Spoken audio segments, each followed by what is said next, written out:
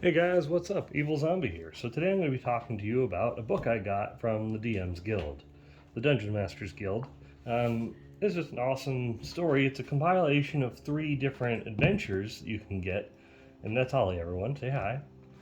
But yeah, it's a compilation of 3 different adventures that you can buy on the store, or you can get the trilogy. You can get it in PDF, which I did, and there's also a hardcover format, which I apparently got because it was awesome and I like ghosts. So today I want to give you my thoughts on it. I've read through it and I want to share what I think, and I'll include a link in the description below for the trilogy, and you can find the individual pieces on there if you want, but I suggest getting the book or the whole digital thing. I would suggest getting both because there are parts in the book that you don't want to cut your book apart and everything. You could scan, sure, but it has extra things like maps and different encounter sheets and everything that would be nice to have in the digital format, which you're able to get in PDF, so you can print them out. But yeah, I want to talk about this and give you my overall opinion. So link in the description below. I'm not an affiliate with them. Maybe I'll look into that right now. If I get an affiliate link, then it will be there instead. So either way, there will be a link included. So let's see. PB Publishing did the publishing for the book, and I have a few books from them. Dungeon Master Guild. They actually got me my book sooner than they said they would. It was about a month earlier, it was like half a month earlier than I thought I was going to get it. And the author for this is fantastic because it's just a fun little adventure. The artwork is pretty nice in the book. Some of it's more cartoony, some of it's really nicely done like this. But this one was drawn by Dean Spencer, so it's nice that he has like the credits for them written on the pictures. Of course, we have all the main credits and everything for people. There's a different artist for the paper minis, the soundtrack score, which I'm excited to check out. I bought the whole digital version, so I have it all on my computer as well, which I can do another video on if you guys are interested in. So here's the table of contents, where it goes over the basic introduction for it in like a page or two. Then it talks about what kind of story it is, what kind of mood you're looking for, what kind of music you want to play in the background, all that stuff. And then it goes over the first book where it basically introduces you to the whole story, what it is, what the adventure hooks are, and then it goes into the actual story. Chapter 1 is the introduction, Chapter 2 is the actual story, Chapter 3 will basically be Chapter 3 is down here, the epilogue. That's how it is on each of them. Except the third book, which is 4 chapters, the 4th chapter is the epilogue. And there's 3 endings on that fourth chapter in the 3rd book. Okay, so in here, the 2nd chapter covers the ground floor, the basement, and the 2nd floor of the mansion that you're going to be in. It's like a haunted mansion. 2nd one's based in a hospital, and 3rd one was based in like a haunted, scary, spooky void kind of place. Also, I think it was, if I remember. But yeah, moving into it. Not going to go too much into each page so you actually have something to go by into, but of course there's really pretty artwork. It's not very glossy like the main official adventures, but it's very well done anyways. It's more of a matte, but it's still pretty thick pages. I kind of like these pages more than a lot of the normal pages you get from Wizards of the Coast, because these feel a little more durable and sturdy, you know? Like I have a D&D book over here. Icewind Dale, I'll do a review on that one soon. The pages, while they're more glossy, more shiny, a little more crisp, they're not as, they're just not as sturdy. They're more rippable. There you go, Holly. So let's jump into it and see what I was saying. There's a difference in different types of artwork based on who we got to do the drawings.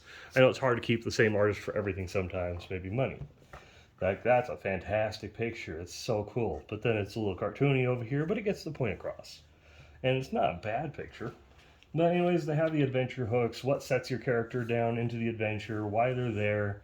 It takes your characters from level 5 to level 8. The whole 3 books. At the end of each book, you gain a level. And this is a nice way, like I have a bunch of level 4 adventurers that I can drop into this. I'll say they leveled up from the last adventure they did, and then they can jump into this at level 5, because this is listed as medium difficulty for 3 to 5 level 5 players, or a very deadly adventure for level 4 players, if you only have if you have between 3 and 5 players still. So I'd suggest level 5. So it starts you out on the ground floor of it. You have your basic adventure, and then you have all the different text boxes where you read to the players. But of course, the DM has to read pretty much everything. It's cool how he actually takes the time to mention the AC of the door and like what they would have to do in order to actually break into the house by bludgeoning that thing. They have to get like an AC of 23, which is accurate. This is a character that will actually reappear a couple times. So you have the evil doll, which is cool because that's actually like the main boss of the second book, Legendary Evil Doll. So, oh yeah, did I tell you spoiler warning? Maybe I'll just put a big blinking sign in the beginning of the video that says spoiler alert. I might go over some spoilers. But just some of the things that they do in this. They have some cartoony pictures of it. I'm going to skip that so Holly doesn't have to look at that. But it's all fake, Holly.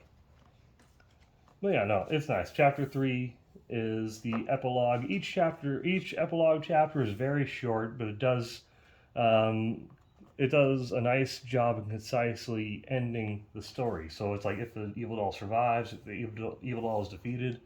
The first adventure is only 18 pages long. The second one is like 17 pages long. The third one is 20 pages long. So they're not very long, but I'll get into why in a minute.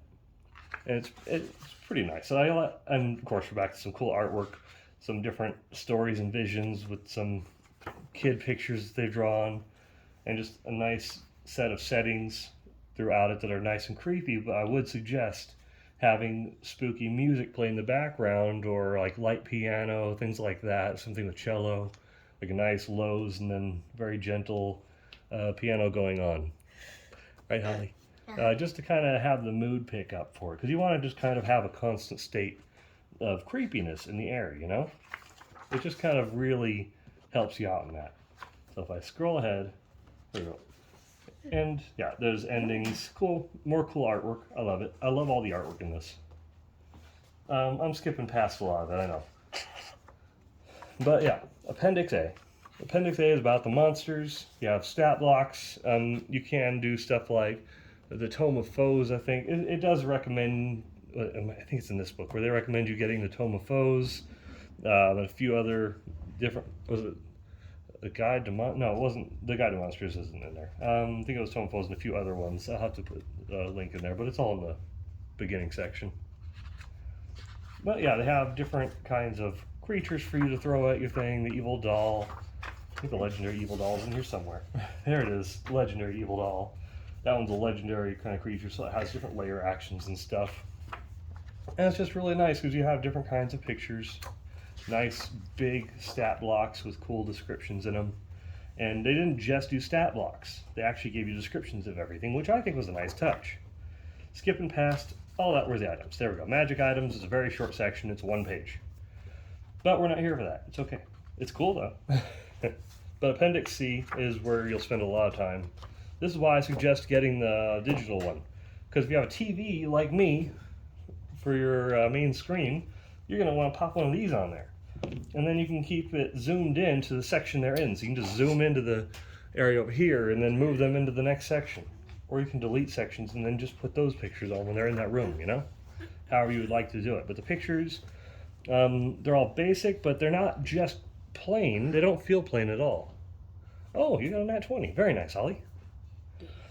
They have like little details like splotches on the ground, different types of walls and doors. You can tell where the windows are over here, or if they're, they're bars, or if they're windows. You can tell these things. It's a bed. So it's nice to have little details like a stain over here, like a puddle, the little staircase. So you can tell what everything is. They did a nice job of that. A couple pentagrams on the ground over here. So you gotta tell what everything is. Okay, moving on past all those. I skipped a few pages. Now we're on like page 75. So the paper minis. This is another reason why I would suggest, well, you either need a scanner or you need to buy the digital version to go with the book. Because these has a cool instruction page. I like that. But you just print them out, cut them, like copy it, print it, cut them out, and then you fold them and then put them in a paper mini holder, or you just leave them on this little flap because it's a stand also. And there are a lot. There are a lot of paper minis. So as a DM, you have some work cut out for you, and you're going to lose a lot of printer ink. So you might want to go somewhere to have these printed. Go send them to Walmart. because that section does go on for a little bit until we get way over here. Hold on, let me scroll to it. There we go. Appendix E.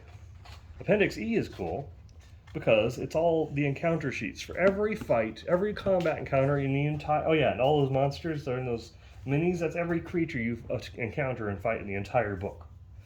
Just like this. And the encounters is every encounter you will find in the entire book. So it looks like a character sheet at first, but it's not. This is an encounter sheet. It has the initiative order. It has the stat block of the creature you'll be fighting, and other ones if you decide to throw them in. Say it like that, how much XP if you choose to do that, but normally you just level up at the end of each adventure. And like how difficult it is, you get your CR rating right here, so that one's like a CR5 because it's a beholder zombie. And it's just a nice little way to do this, you know? I like that because it has encounters for the entire thing. It has which story it is for up here and what page it's on. So encounter number 22 on page 32 of this book. Thank you. I'm just pointing stuff out. And then we go into, I think these are the character sheets. Yeah, you actually have Haunt character sheets too, which are just nicely themed. And I'm going to print a few of these out just because they're cool. The guy did a good job with it.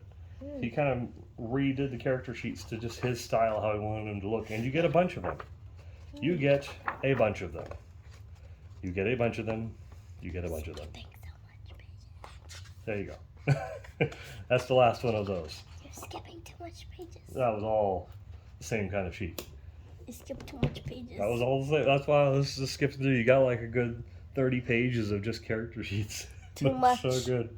No, it's not too much. It's like if you're someone's actually going to cut out of the book, it's perfect because then you won't run out. But I got the digital version too, so it works for me because I'll just print them out from that.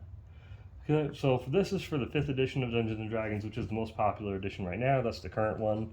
And so if you have the main book, the player's handbook, then you're good to go with this, and a monster manual, and possibly the Tome of Foes. But it does have all the stat blocks in here already. So this has, like it says, a complete bestiary, custom stylized haunt, all the character sheets, which I love the character sheets, combat trackers, all the maps that you need, and a lot of minis. It's 100 minis, wow. But still, the book. Was it good? Yes. Do I like it? Yes. Am I going to scare my players? Yes. Am I going to scare Holly? No. I like Holly. Right, Holly? Boom. But yeah, guys, thanks for watching. I'll include a link in the description below. And also, just, and also make sure to draw. Mana, Draw the whole book. But yeah, so go check that out. Link in the description below. If I can figure out how to become an affiliate, then it'll be an affiliate link. If not, it's just a regular link. So I'll post as affiliate if it is one. So there you go. You'll have an honest thing from me. I'll see you guys later. Have a good one. Go check out the book. It's awesome. Bye.